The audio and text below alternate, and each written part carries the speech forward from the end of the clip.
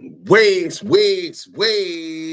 Welcome to the Damu Kiwe Conversations. Voice of the West Coast. The voice of the culture. It's Duse M, done. So this is part two of my conversation with Big U, giving them a little bit of advice based upon my experience as a criminal going through the judicial system, the federal criminal justice system. You know, I am not a lawyer. I am not a lawyer. I'm the jailhouse lawyer. You know what I'm saying? So I got a little bit of experience, and we'll go through that later. You know what I'm saying? And that kind of differentiates me from a lot of these other niggas that act as if we're in competition when I'm in a lane of my own, my nigga. You know what I'm saying? Stiff arm them haters. Them niggas ain't trying to build nothing positively. They not focused on the bag. If they was, then they'll be trying to utilize each other's resources together so that we all eat at the table together. You bring a side dish. I'ma bring the turkey. I'ma bring the pork, the ham. I'ma bring the cow, right? The bulk of the substance. You can bring some macaroni and cheese. You know what I'm saying? You can bring some duck. You know what I'm saying? You can bring some lamb. You can bring the yams. You can bring string beans, but just bring some to the table. We didn't have no string beans, but we had all this meat. Together, we eat together, but they not on that type of time. And that's why if you're not on that type of time, stiff arm them into the end zone, nigga. We on our way. So the legal principles that we talked about show that there is a basis to argue both misjoinder and severance, depending on how the facts and roles of the defendants are presented in the court. Rule 8B focuses on whether the group in itself was legally proper. Rule 14 focuses on whether the grouping is unfair, even if technically allowed. Both apply in situations where unrelated or highly prejudicial evidence could affect the jury's ability to decide each case separately and fairly. Yeah, just spill over. We don't need that. That's where we left off talking about that. So where we at now, we removing the counts, a motion to dismiss a lot of the counts, like the counts that Bricc baby, I keep using Bricc baby situation because it's easy, right? Based upon the facts that he pled out to that do not involve Big U in no way, those charges and allegations should be dismissed from his indictment. And there's plenty of more where that came from. This isn't like a one-time thing. This is essentially their whole indictment. So a motion to dismiss is a request asking the court to remove a charge from Big U case before the trial begins. This type of motion does not challenge the truth of the government's evidence, but instead argues that even if everything the government claims is true, the charge still fails to meet the legal requirements of valid federal offense. In other words, the court is asked to examine whether the indictment itself on its face properly alleges all of the required elements of a crime under federal law. If it does not, the charge can be dismissed. This kind of motion is especially relevant where the law requires the government to prove that the alleged conduct affected interstate commerce or involved crossing state lines. This is jurisdiction.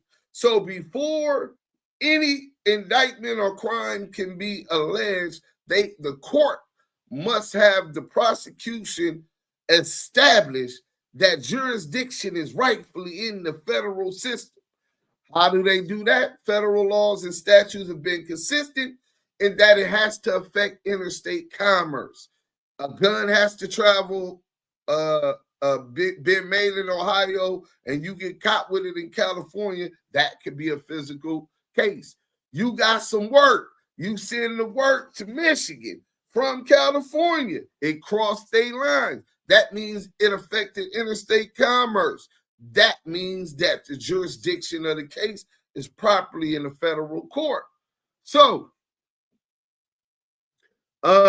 in Big U case, the Hobbs Act extortion charge and the prostitution transportation charge both fall into that category.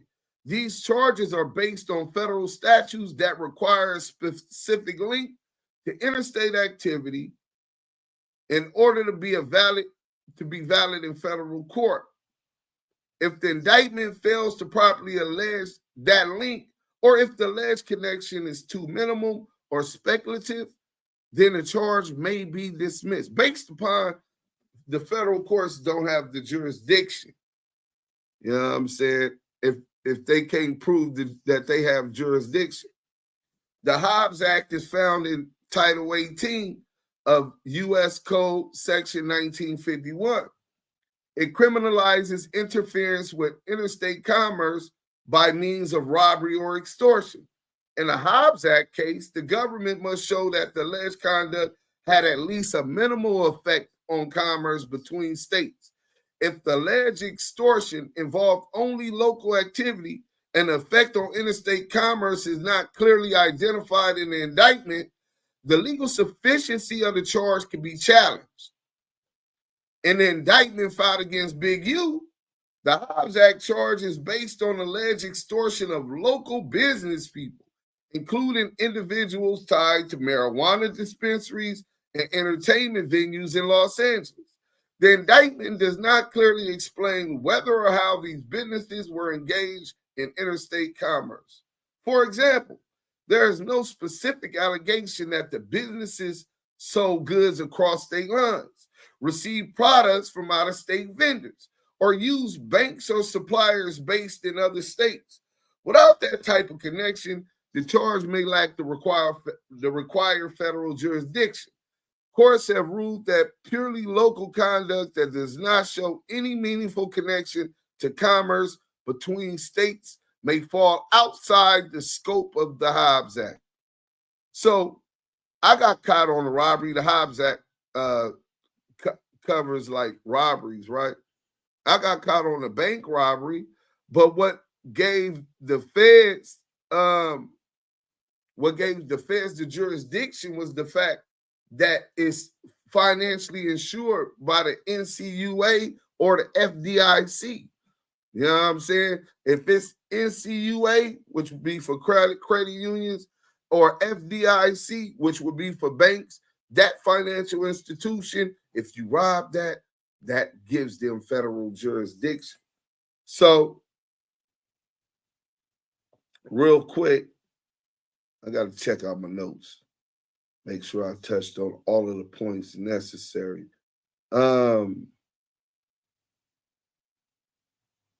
So the prostitution-related charge is based on Title 18, Section 2421, sometimes called the Man's Act, right? And I'm going to do something totally different about the Man's Act separately to where it come from and some of the people that they tried to charge with the Man's Act, famous people in history.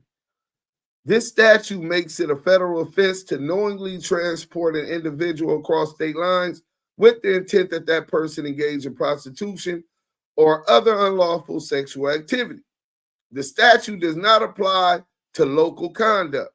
To charge someone under this law, the government must allege actual movement of a person from one state to another, combined with a specific intent for that person to engage in prostitution.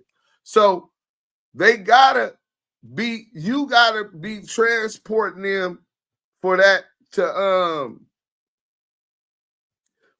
even apply and have federal jurisdiction. It's a lot of dudes in the state for pimping and pandering females, you know what I'm saying? But for this, they want to charge him for this, basically white slavery. But check this out. So in Big U indictment, the government alleges that Big U sent money to arrange for women to be transported from Los Angeles to Las Vegas. The charge is based in part on intercepted phone calls and text messages. The legal issue is whether those communications actually amount to transportation across state lines with the intent required under the statute. So, just because I'm trying to fuck you and you're saying, oh, nigga, I'm supposed to be going to work. This is, man, I'm not trying to hear none of that. I'm trying to fuck you and your homegirls, right? And be like, oh, for real? Like, all right, well, they're going to have to take off and work. We got to get a rental car and all of this shit to travel to fuck you, right? And you send the money. And they leave from LA, which is 4 hours away. They travel from LA, cross the border, and come into Vegas. And nigga, y'all go to the room and y'all have it y'all motherfucking way. You buy the drink, y'all partying, sucking and fucking, right? Does that actually add up and meet the statute with those communications? Does that actually amount to transportation across state lines? Did he transport them across state lines? No, he told them where he was at and they came. So I don't know if Monty is the egg lady is trying to line Big U up, but for them to even be pressing this issue like this, it really makes me think something must be going on because this is a hell of a reach. You know what I'm saying? So the legal issue is whether those communications actually amount to transportation across state lines with the intent required under the statute. If the indictment fails to clearly allege that a person was transported between states for purposes of prostitution, or if the facts suggest only preparation or vague planning, the charge may be subject to dismissal. Courts have dismissed similar charges when the alleged conduct involved no actual travel, or when the purpose of travel was uncertain or based only on implication. So the courts have dismissed similar charges like Big Hughes when alleged conduct involved no actual travel, or when the purpose of travel was uncertain or based on only implication. So that's nasty work. But let me pause this real quick. So, pardon that, I had to take that call, Dose Reality TV. Imagine how my phone line is, nigga. I got most Scandalous Los Angeles TV and a Dose Reality TV, and the pleasure of working with both of these geniuses, the GOATs themselves, man. Listen, man. But they all tap in and fuck with the dime. So the key issue on both the Hobbs Act and prostitution charges is whether the government has properly alleged the interstate element required for federal jurisdiction. The court will look only at the face of the indictment and determine whether the elements of each offense are fully stated. If the government has not included those elements, or if the legal basis for the charge is missing or incomplete, the court can dismiss the count. It is important to understand that a motion to dismiss does not involve presenting evidence or calling witnesses. The court does not decide whether the government's version of events is true or false. It only decides whether the government has properly stated a federal crime under the statutes it is using. If a charge fails to meet those requirements on its face, that count can be removed from the indictment. So let's get to this one, right? My next note is, so a suppression motion. Big U, my nigga, you gotta file a suppression motion if any of this shit doesn't fit the bill. So for those who don't know, a motion to suppress is a request made to the court asking that certain evidence not be used at trial because it was obtained in violation of Big U's constitutional or statutory rights. This type of motion applies when the government gathers evidence in a way that does not comply with the legal rules, especially rules that protect Big U's right to privacy. If the court agrees that the government broke those rules, the evidence must be excluded. This is known as the exclusionary rule, right? So let me check these notes. So in Big U case, one category of evidence that may be subject to suppression involves intercepted phone calls or other electronic communications. Federal law governs how and when the government is allowed to listen to or record private conversations. The key law that applies is Title III of the Omnibus Crime Control and Safe Streets Act of 1968. That law is found in Title 18 of the U.S. Code, beginning at sections 2510. Under Title III, the government must get a wiretap order from a federal judge before it begins intercepting communications. To get that kind of wiretap order, the government must submit a sworn application signed by a high-ranking prosecutor, usually a U.S. attorney, or someone acting on their behalf. The application must establish probable cause. Let's fix this a little bit because I don't like how that's looking. There it go. Bam. Fix that quick. You know what I'm saying? Where was I focused on? Okay, so the application must establish probable cause to believe that a specific individual is committing, has committed, or is about to commit a particular type of serious crime listed in the statute. The application must also explain why normal investigative methods have failed or are unlikely to succeed and describe the nature and location of the communication facilities or devices being tapped. The judge may grant the request if all legal standards are met. Once a wiretap order is granted, the government has strict responsibilities while conducting the surveillance. So just because the order gets granted doesn't mean that it's just a free fall. They can do it however they want to do it. No, there's strict responsibilities that the government has while conducting surveillance. One of those responsibilities is called minimization. Minimization means the agents monitoring the calls must avoid listening to or recording conversations that are not relevant to the criminal investigation. So with the T2S tool, which was the old machine they used to do, I know that they used to mark calls as pertinent and non-pertinent calls. But you got to be real careful at what they're labeling. My dog is right up under my feet. This is my heart. Pardon me. Levi, come on. Get over here, Papa. Levi, over here. Damn, boy. Damn, boy. I love my nigga. That's my dog. That's my dog. Over here. Damn. Go. Right here. Sit there. He want to be at my feet, so if I move and while he's sleeping, he's going to know that I'm moving and wake up and get back at attention. Go ahead, get your sleep, Papa. And you don't feel good, man. Go ahead, go meet me, Papa. It's my son. You know what I'm saying? I got two sons, Lamonte Jr. and Levi. So yeah, they can't just willy-nilly just because they got the court order for the Title III wiretaps. So the T2S2 machine will mark pertinent and non-pertinent, right? Just because they believe that this call is non-pertinent doesn't mean that it's not pertinent.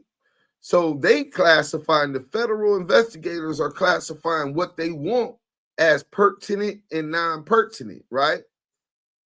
My boy, shout out Louis Ziskin, he found that they were basically excluded as non-pertinent calls, which exonerated them of allegations of drug trafficking in the biggest MSMDA case in United States history. This was one of the ways that he got back. You know what I'm saying? It was some leverage that he had got. So they definitely do things that are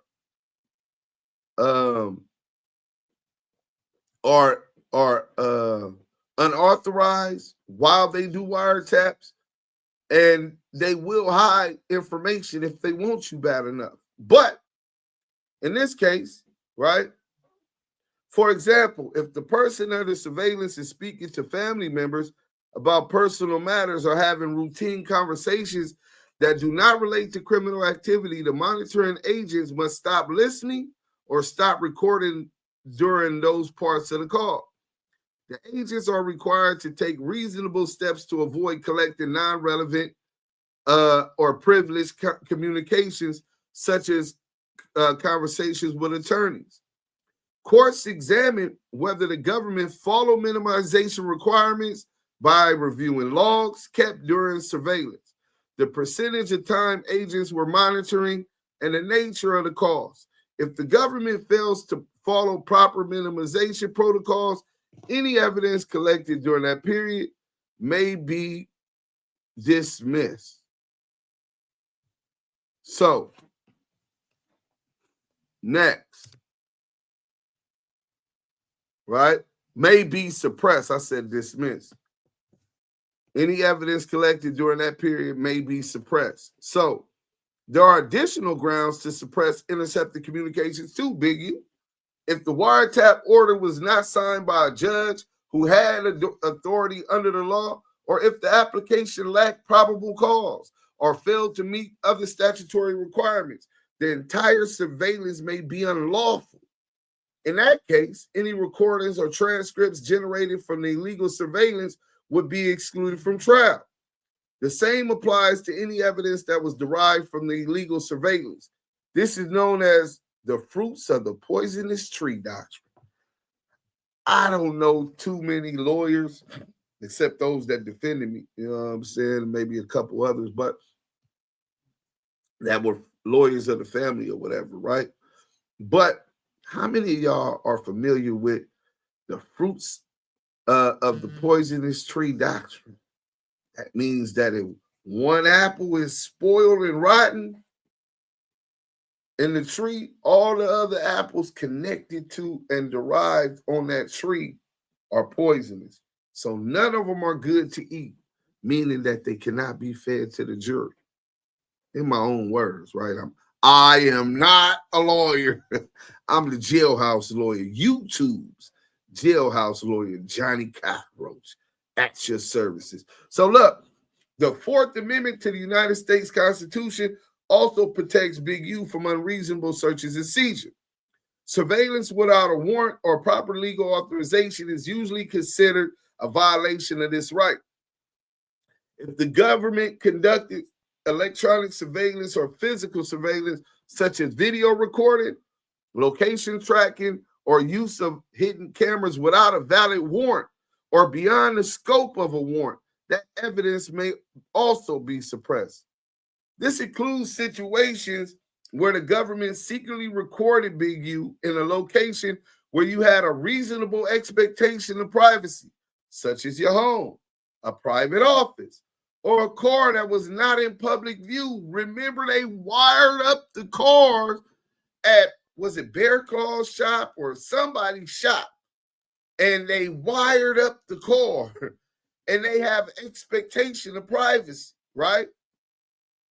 Those sound like those fit right into being suppressed out of evidence, not being able to be used at trial, not knowing exactly what they claim and they found up out of there. But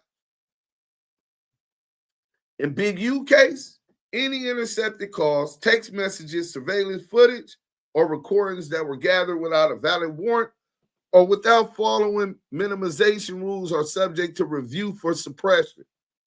The court will look at the original warrant applications, judicial orders, monitoring logs, and the content of the recordings to determine whether Big U's rights were violated. If the courts find that any part of the surveillance was illegal or excessive, it can rule that the evidence cannot be used against Big U. This protects Big U's constitutional right and ensures that the government follows legal procedures when gathering evidence in any criminal investigation. Yeah, they still got rules and procedures that they have to follow. And then, other than that, that's all we're going to be starting at this point to get the ball rolling.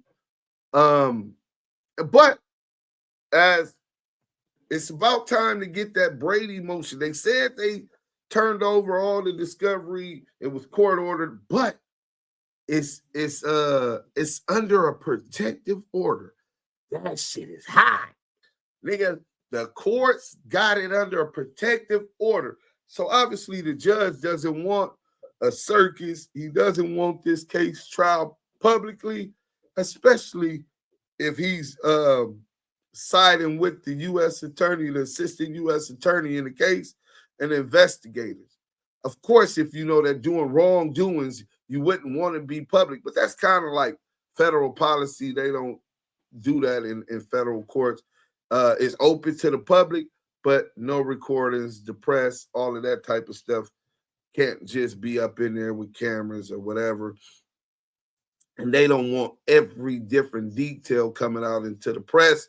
But they didn't have that same energy when Big U was arrested. All of the fake, false allegations when Big U was arrested, when they raided Big U's house, right? They didn't have that same kind of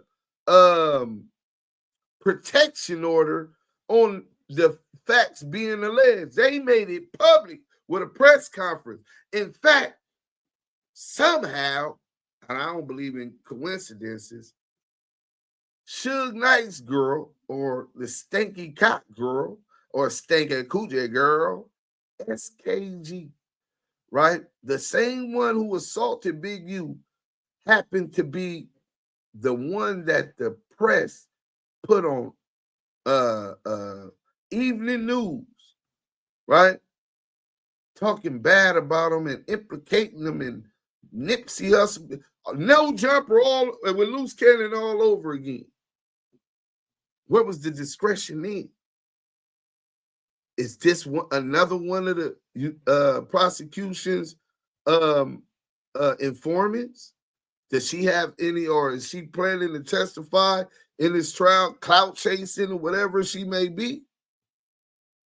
Y'all tell me. But there's a lot of other motions we're going to get to one by one. But I do believe that a motion for arguing prosecutorial misconduct, government misconduct, by allowing, if WACK100, Six Hunnet, Luce Cannon, Rico the Rat Rose, SKG, Crackhead Eddie, or any one of these other dudes who have spoken publicly against Big U are witnesses for the government, and they're allowing and permitting their witnesses to go public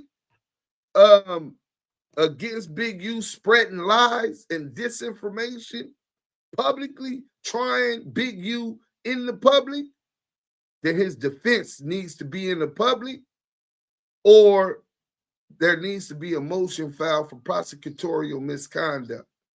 Let's rein this in. If we don't want a circus, now we can't select a politic judge. If we don't want the court to be a circus, then there needs to be different things like the antagonistic actions by Christopher Love Boys, the Crip Cop, antagonizing female visitors in the court, seeing what's going on with their family. Him and Crackhead Eddie. She said, well, who is you here with? You not here for us? He said, I'm here with the government. I'm here with the prosecution. That's made the LA Times tensions in the court, Henley's family member and Six Hunnet. This is well documented. Agent provocateurs, the Crip Cop, Crackhead Eddie, antagonizing family members. So imagine I get on my gangster shit, like, fuck that shit, blood. These niggas did. Imagine I went there with it, right? Then I get some of my goons who don't like Crips anyway, and we go up there on a smash mode because of the disrespect to his family. You know what they gonna say? See, Henley can't even control these violent guys. They have no respect for the law and no respect for the court.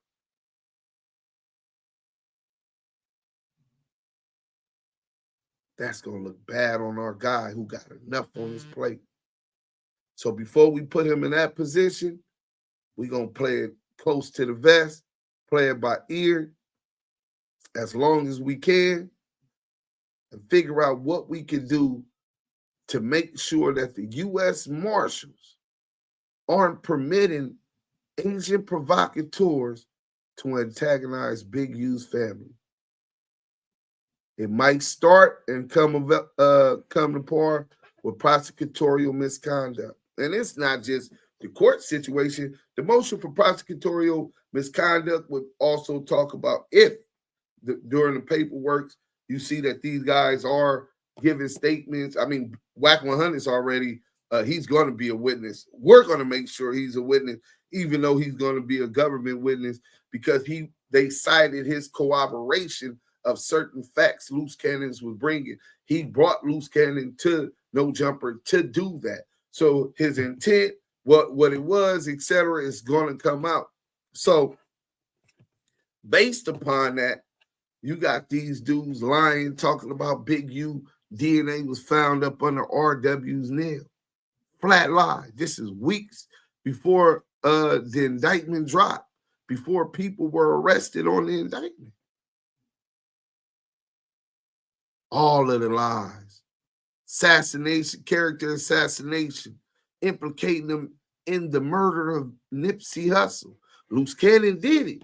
If Luce Cannon's already been implicating Big U in crimes on the that's cited in the grand jury. So as him implicating Big U in the murder of Nipsey Hussle, which is demonstrably false, about having a phone call with Big U 30 minutes before Nipsey Hussle was unalive and Big U telling him Nipsey was already dead. These are demonstrably false. Shout out Street TV who already showed that. The prosecution was allowing Asian provocateurs and witnesses in this case before the indictment dropped to antagonize, to lie, to convict Big U in the public prior to having his day in court. All of this is adverse and prejudicial to Big U's defense. And if we can find out that these informants that's working with the prosecutor are being permitted to do that, then that's prosecutorial misconduct, and we need to get this whole indictment dismissed. Hey, free Big U, Eugene Henley Jr. We ain't forgot about you, brother. We fighting out here to find a way to save one of our own, a pillar in the community to them kids. Fuck his gang banging. That's 20, 30 years ago. Fuck what he did in the streets. I didn't meet that Big U. The Big U I met helped get my homeboy Flossie's son into college, playing football. Helped get his own son into college and now to the NFL, as well as a lot of others. The one I know, the protector, yeah, we need him in our community, not outside. We need him to continue putting fires out in our community so gang wars don't soar like the 80s and 90s. And with cameras everywhere, you know how many children we will lose not only to the graveyard but to prison? Red and blue, man. Damu Kiwe Conversation. We out.